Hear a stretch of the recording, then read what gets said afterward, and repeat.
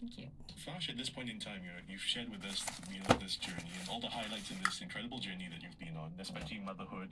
Yeah. If you could write another letter this time, because I know that you're very future oriented. You alluded to this many times in the conversation, having that goal ahead of you. Yes. What would you say in a letter to your future self? Funny because I have always thought about this, and I would say to my future self that I am so proud of who I've became, for being daring to be great, not scared, for doing everything I can, and living life as I want it to be. And yeah, just all I want to say is I'm super proud. Yes, indeed, we are of you as well. Ifasha Kamarudin, Singapore's top female professional boxer, a trailblazer for women athletes in Singapore as well. She's currently preparing for what she has described as the most important fight of her career in the No Limits competition, which is scheduled for the 20th of August in Sydney. And of course, we wish Ifasha all the very best. And I want to thank her as well for sharing with us this amazing journey she's been on, and her letter to herself as well. Thank you very much, Ifasha. You've been listening to A Letter to Myself on CNA 938. The 9 o'clock news coming up in about 2.5 minutes. Good evening. For the commutes, the escapes, and the moments in between, the Mercedes-Benz GLC 200 4MATIC Avantgarde is made for every road ahead. Now, make it yours with the unique package worth $58,000. Receive a $20,000 COE saver, 5 years of petrol, road tax, servicing, tire insurance, plus a 2-year extended warranty. Test drive the GLC at the Mercedes-Benz Center today. Terms apply. This is CNA 938. Your city, your world.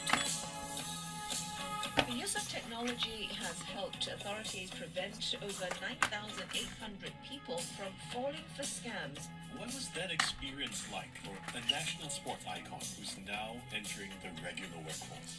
Some of the plastic bag makers said, yeah, indeed, supermarket demand for single-use carriers has fallen. Flowers blooming, food being harvested, sharing the herbs among neighbors. I think it's a good community way of living. How about stocking your kitchen with some eco-friendly kitchenware or buying some plant-based paint? This is CNA 938. Your city, your world. On the CNA app, CNA.Asia, and on CNA 938.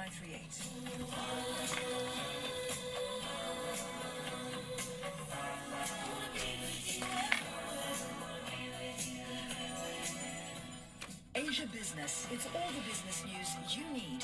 Factory output, retail, and investment data will be scrutinized for signs that the country's recovery is picking up. The move comes after the bank reported record net profit in the first quarter. The new bonds differ from normal government bonds in a way that the money raised is for targeted purposes. The country's factory pools have remained a key driver of growth, but the economy struggles to boost consumer demand. Asia Business. Weekdays, 35 minutes past the hour. On the CNA app, CNA.Asia, and CNA 938. Our town, your town, with Susan Ohm. We have started our collecting efforts since February this year, archiving website and television broadcasts and photographs. It's very important for us to provide a more diverse and richer account of this time. What we want to do is to embark on a larger project for collecting contemporary Singapore, collecting when events are actually taking place, and when memories are fresh, when objects are actually still available to be collected. Our town, Saturday and Sunday at midday on CNA 938. The sound of Asia. On the CNA app. On CNA.Asia. On Google Assistant. Play news from CNA. And on your radio. This is CNA 938. Now, CNA 938 Rewind. Thanks so much for staying with us. It's 9 o'clock. I'm Joel Chua. Coming up in just a little while, we've heard how there's a growing demand for home palliative care in Singapore. We find out what goes into end-of-life care at home and what needs to happen for us to keep up with the manpower needs as well. Stay with us for that conversation in just a little while. But first, here's the news.